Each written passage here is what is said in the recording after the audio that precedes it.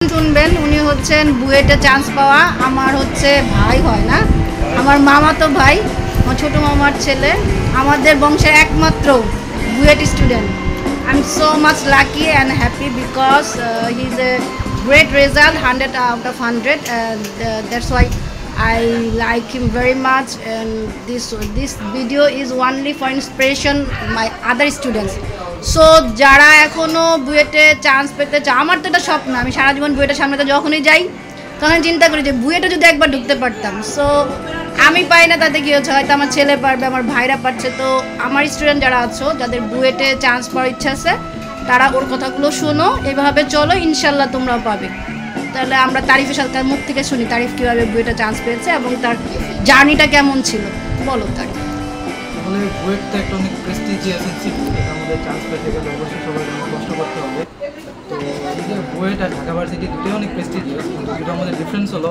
ঢাকা ভার্সিটির যে পরীক্ষা অ্যাডমিশন টেস্টের জন্য যে পরীক্ষা মানে এই পড়াশোনা সেটা শুরু হয় হলো ইন্টার পরীক্ষার রেজাল্ট দেওয়ার পর থেকে আচ্ছা লাস্ট 3 মাস আর বুয়েটের পড়াটা শুরু করতে হলো যত আগে শুরু করতে পারবে তত ভালো আমারটা শুরু হয়েছিল ইন্টার ফার্স্ট ইয়ার থেকেই আমাদের কোচিংয়ের মধ্যে আমরা প্রথম থেকেই হালকা পাতলা বুয়েটের কোশ্চেন টোশ্চেন সলভ করতাম তখন থেকে স্টার্ট না করলে লাস্টের 3 মাস আসলে পুরোনো যায় না অনেক টাফ হয়ে যায় তো আমি ফার্স্ট ইয়ার থেকেই মোটামুটি হালকা পাতলা পড়ছি বুয়েটের পড়াশোনা বলতে কি প্রিভিয়াস ইয়ার কোশ্চেন সলভ করছি তখন তো টাইম অনেক বেশি থাকে একটা কোশ্চেন 10 মিনিট 20 মিনিট ধরে বসে থাকা সলভ করা যায় তো তখন দেখছি কি কোশ্চেনগুলো কেমন হয় আর ইন্টার পরীক্ষার রেজাল্টটা দিল অবশ্যই ইন্টারও ভালো করতে হবে কারণ সাধারণত 90% 93% পর্যন্ত নেয় ফিজিক্স কেমিস্ট্রি ম্যাথ মিলে তো সেই পার্সেন্টেজটা না আসলে ফর্মই তোলা যাবে না পরীক্ষা দেওয়া তো পরের কথা তো এরপরে এটা শেষ হলো ইন্টার পরীক্ষা শেষ হওয়ার পরে হলো পুরো দমে বুয়েটের পড়া শুরু হয় 3 মাস লাস্ট 3 মাস এক্সামের আগে তো তুমি কয় ঘন্টা দিনে কয় ঘন্টা পড়েছো হ্যাঁ এই যে আমরা হলো অনেক আগে থেকে স্টার্ট করছি না ইন্টার ফার্স্ট ইয়ার থেকে শুরু করাতে দিনে মানে ম্যাট্রিকের পর থেকে তোমার একটা ড্রিম ছিল এটা একটা ডেস্টিনেশন ছিল যে তুমি এটা করবাই এইজন্য আসলে 10-12 ঘন্টা পড়া লাগে না এত আগে থেকে শুরু করলে কম করে পড়লেই হয়ে যায় আচ্ছা মানে আমরা জেনারেল পড়া যেভাবে পড়ি ম্যাট্রিকের যে পড়াটা শেষ করার পরে ইন্টারের পড়াটার পাশাপাশি আমি বুয়েটের পড়াটাও স্টার্ট করে দিয়েছি এই কথাটা আমি অনেক স্টুডেন্টকে বলেছি যে তোমরা যদি যাই করতে চাও ম্যাট্রিকের পর থেকে তোমাকে শুরু করতে হবে নাহলে অনেক প্রেশার পড়ে আর বেশিরভাগ ক্ষেত্রেই করা সম্ভব হয় না তো এরপরে হলো লাস্টের দিকে পড়ি নাই যে সেটা না আমার লাস্টে বুয়েট পরীক্ষার আগে লাস্টের 3 দিন মনে হয় 50 ঘন্টার মতো পড়তে হয়েছে আচ্ছা এটা অনেক বেশি আচ্ছা লাস্টের 3 মাস আমি এত বেশি পড়ি নাই 5 ঘন্টা 4 ঘন্টা মাঝে মাঝে 2 ঘন্টা কিন্তু আগে থেকে স্টার্ট করলে বেটার আর নাহলে কুলানো যায় না আরো অনেক কিছু আছে যেমন ধরো তুমি যখন পড়তা সেটা কি তুমি রাতে পড়তা না দিনে পড়তা কোন সময় পড়াটাকে বেশি তুমি প্রায়োরিটি দাও এবং নামাজ রোজা এই ব্যাপারগুলো কি এটার সাথে ইনক্লুড কিনা বা আমরা যে সৃষ্টিকর্তার কাছে প্রার্থনা করি তারপর তো শুরু করি কারণ এটা তো লাকের ব্যাপার তাই না এটার ব্যাপার তুমি যদি কিছু বলো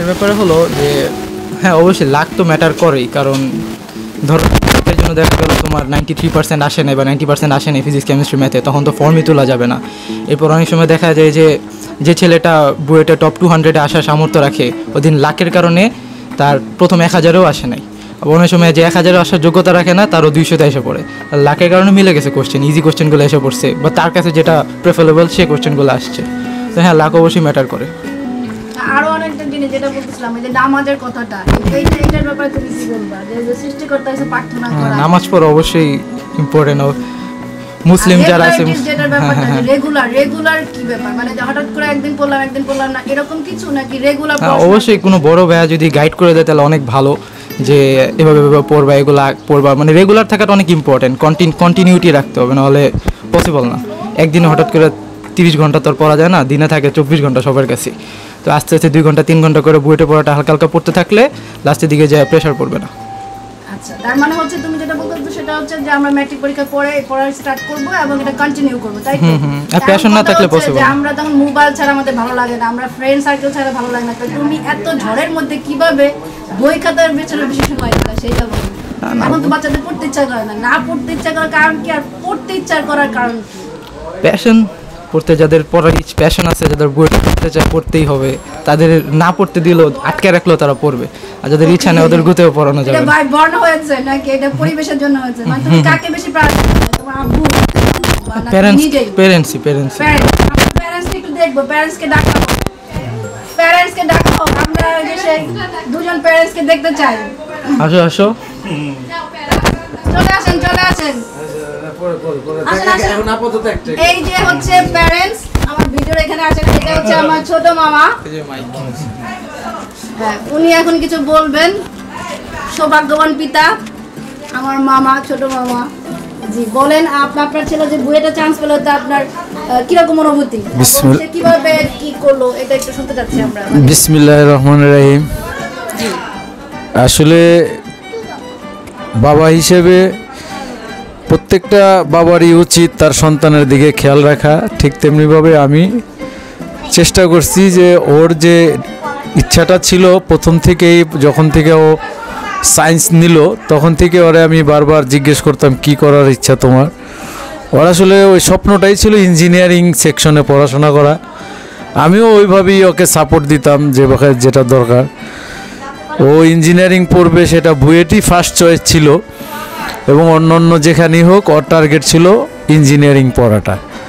সেই লক্ষ্যেই ও সায়েন্সের থেকে পড়াশোনাটা করছে, এবং ফিজিক্স, কেমিস্ট্রি, ম্যাথ তিনটার উপর গুরুত্ব দিয়ে ও 9-এর পরের থেকেই, যখন 9, 10 তারপরে ম্যাট্রিক পাস করার পরে ওই ইঞ্জিনিয়ারিং পড়াশোনার উপরেই গুরুত্ব ছিল, যার কারণে ওর কোচিং, ওর নিজের পড়াশোনা যা কিছু আমরা শুধু ওকে জাস্ট সাপোর্ট দিয়ে গেছি, এবং ওর মেন্টাল সাপোর্ট, পড়াশোনার জন্য ওর যেসব যা যা দরকার ছিল ততটুকুই। এবং সর্বোপরি হলো আল্লাহর রহমত। আমি যেটা মনে করি আল্লাহ চাইছে তাই হয়েছে। ধন্যবাদ আপনাকে। আমরা মায়ের কাছ থেকে কিছু শুনবো। মা খুবই লাজুক টাইপের, উনি কিছু বলতে যাচ্ছেন না, তো লাস্টে আমরা শেষ করতে চাই। তুমি শেষ করে দাও, বলো যে এরপরে যদি কেউ মানে নেক্সট জেনারেশন যদি কেউ বুয়েটে পড়তে চায় তাহলে তোমার সাজেশন কি থাকবে? একটা কথা, লাস্ট কথাটা কি হবে? কষ্ট করতে হবে, কষ্ট করতে হবে। Okay, thank you very hard work না মাচ। করলে পসিবল না। হ্যাঁ, thank you very much for watching us. এবং এটা একটা মানে ইন্সপিরেশনের একটা ভিডিও ছিল।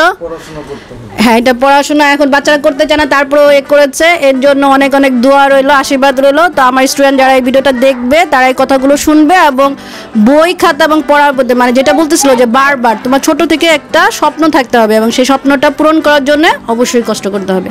আল্লাহ হাফেজ। আল্লাহ রহমত তো অবশ্যই থাকবে, কারণ ভাগ্য যা রাজ্য তার। আমার বাবা সবসময় একটা কথা বলতেন, এখন কপালে থাকলেই পড়াশোনা হয়, কপালে না থাকলে হয় না। তো thank you very much for watching us. Bye bye. আমার ছোট মামা নিয়ে আসছিল ওই যে বুয়েটের স্টুডেন্টের কথা বললাম, সেই বুয়েটে চান্স পাইছে, সেই পারপাসে মিষ্টি।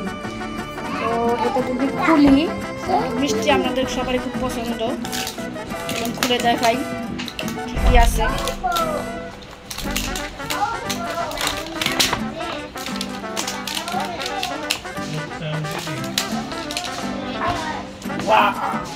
এই দেখুন, দেখলে খেতে ইচ্ছা করে, তাই না? আসেন, খেয়ে যান, আর এটা চান্স পেলে আপনারা মিষ্টি নিয়ে আসবেন, তাই না? তাই না? হ্যাঁ, কোনটা খাবেন? খাবেন না? ওকে, ঠিক আছে, ওই প্যাকেট থেকে দিয়ে দিতেছি।